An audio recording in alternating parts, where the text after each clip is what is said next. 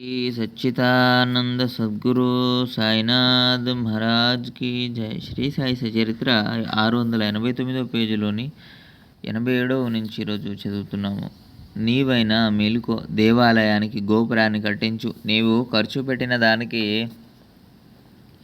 నూరింతలు నీకు నీలకంఠుడు ఇస్తాడు అని. మరునాడు ఆ దృష్టాంతాన్ని అంతటినీ ఆమె భర్త చెవిన వేసింది.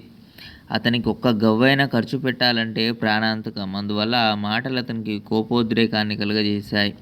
అహర్నిశలు ధనం పోగు చేయడమే తప్ప రెండో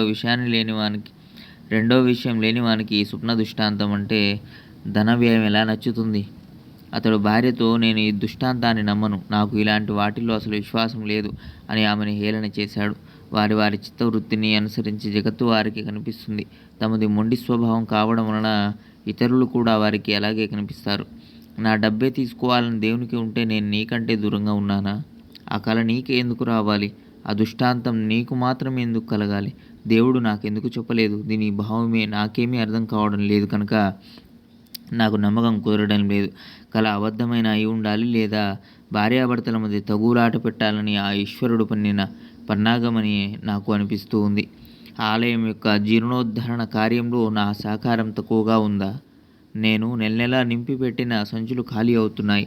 డబ్బంతా ప్రజలు తెచ్చి ఇస్తున్నట్లు పైకి కనిపిస్తుంది, కానీ జమా ఖర్చుల వ్యాపార పద్ధతి నాకు చాలా నష్టం. ప్రజలకు ఇది తెలియదు. నీకు ఎలా తెలియజేయాలి? నీకు కలిగిన దృష్టాంతం యథార్థమని అనుకోవడానికి లేదు. నిజమని అనుకుంటే మోసపోతాం. నిద్రాభంగమైనప్పుడు ఏదో కలలు కలుగుతాయి. వారిని ఎవరైనా యథార్థమని అనుకుంటారా అని ధనికుడు సిద్ధాంతాన్ని నిర్ణయించాడు. అతని మాటలను విని అతని భార్య భర్తకు ఏ జవాబు చెప్పక ఊరుకుండిపోయింది. ప్రజలు శక్తి కొలది డబ్బు సేకరించి సంతోషంగా తెచ్చి ఇచ్చేవారు.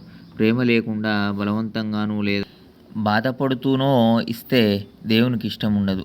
ప్రేమతో ఏ కొంచెం ఇచ్చినా అది చాలా విలువైనది. 101వ నుంచి మరో వీడియోలో చదువుకుందాం. సచ్చిదానంద సద్గురు సాయినాథ్ మహారాజ్కి జై. లోకా సమస్త సుఖినో భవంతు. ఓం శాంతి శాంతి శాంతి.